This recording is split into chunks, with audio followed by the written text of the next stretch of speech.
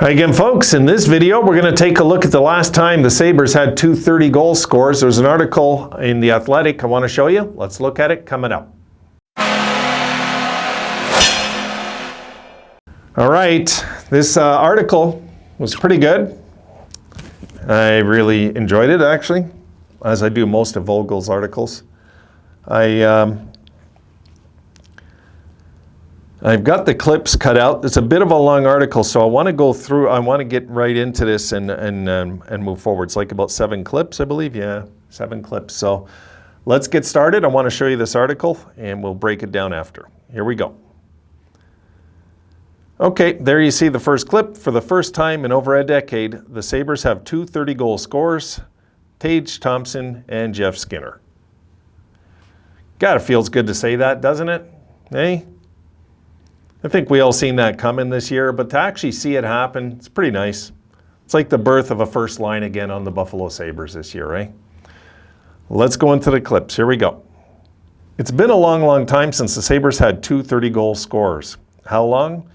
Well, at the start of the 2010-2011 season, the team raised a division championship banner. Terry Pegula was known primarily in the gas, oil, hydrofracking industries.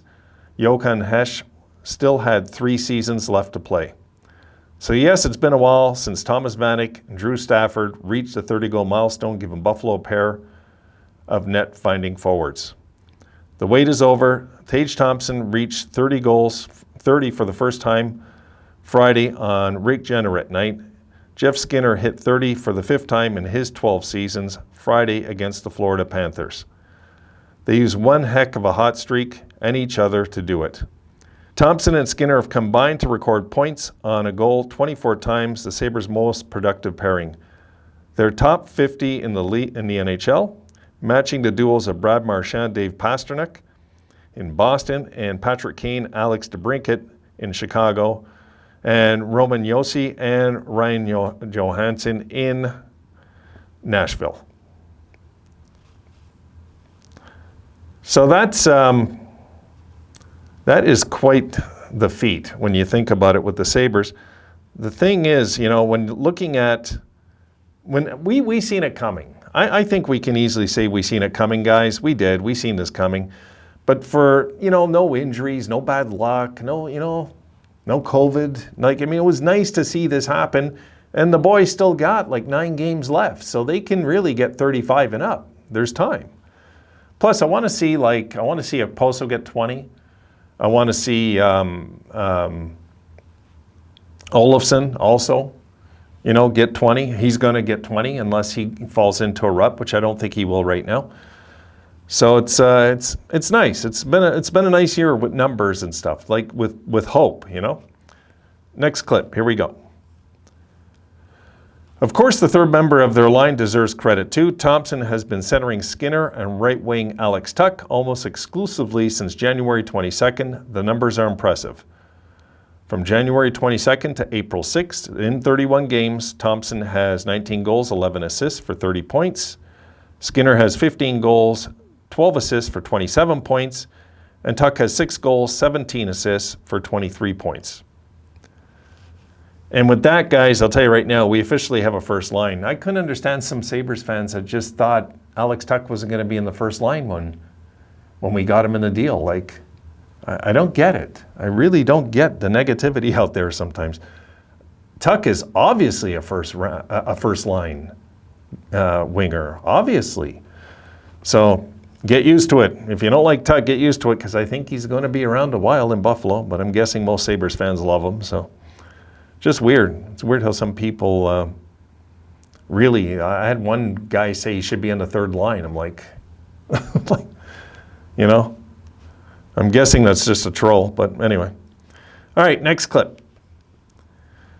Thompson's goal total is tied for 11th in the NHL during that span, putting him alongside Patrick Laine and Johnny Gaudreau. Skinner's 15 goals were 29th in the league. It's helped make Jeanneret say this is the most fun he's had in years.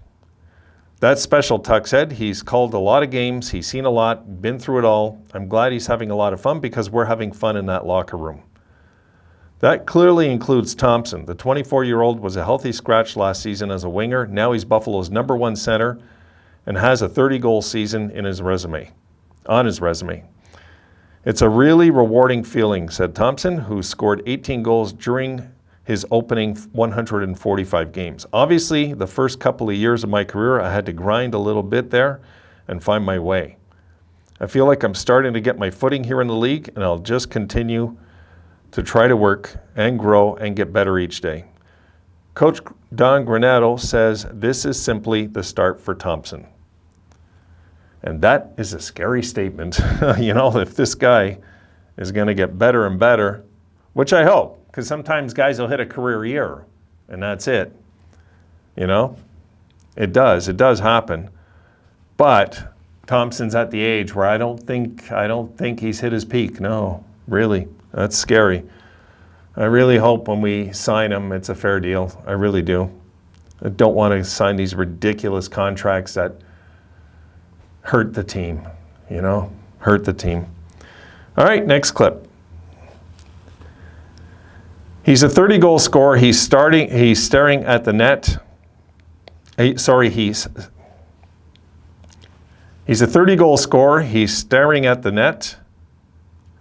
And he still has the presence to manipulate and make that play, Granato said. That's the vision and talent of Tage. That's why I like him at center, because he's not stuck on a wall where he can only go one way. He has a lot to handle there, which we've all come to know.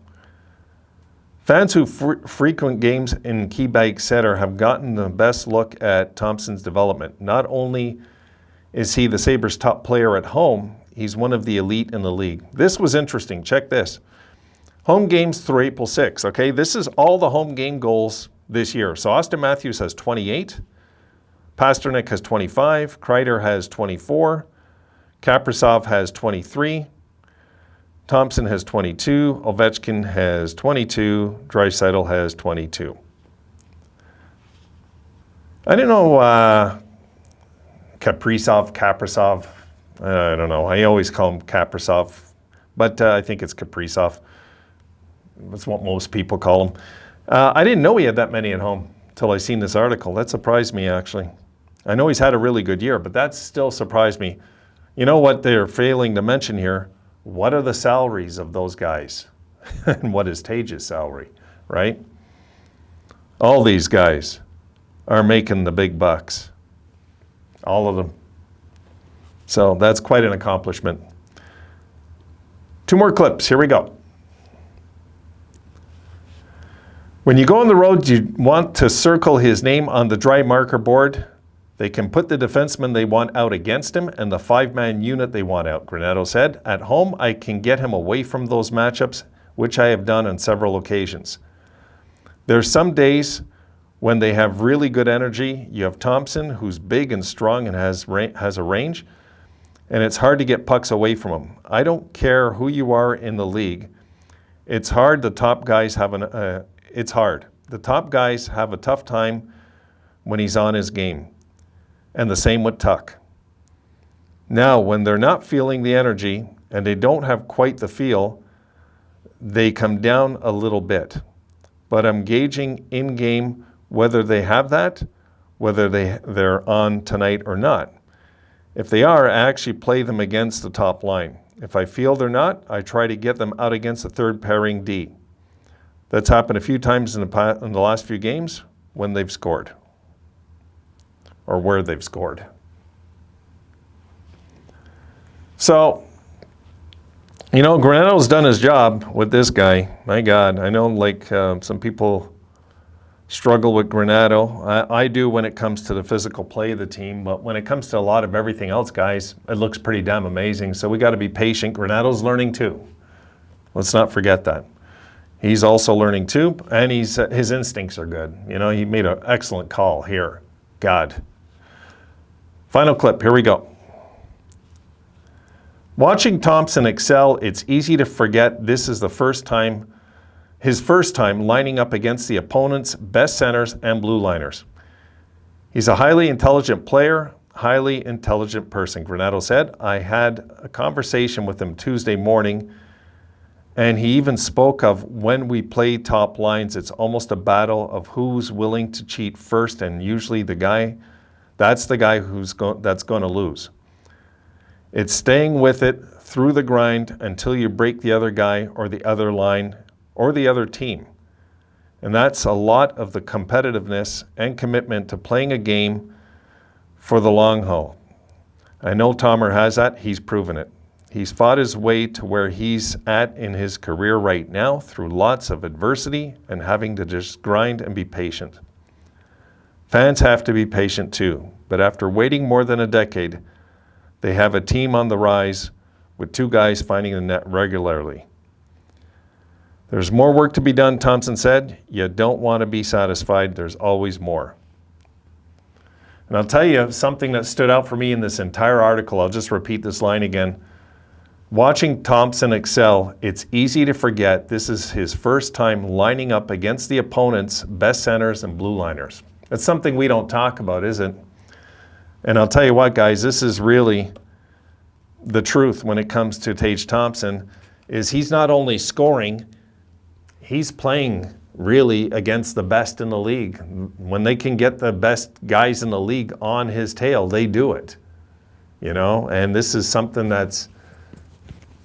he still showed up and got 30 goals. I'm counting right now, right? I mean, he's over 30. So it's like, we're just going to take this for what it is and ride it out like into the sunset, because it's been a fun year. And it's been a fun year for, let's not forget, Jeff Skinner also. It's been a fun year to see him bounce back, guys, and not have that contract being called the worst contract in hockey this year. That's another thing as well. All right, that's it. I got another one to go. I'll see you then.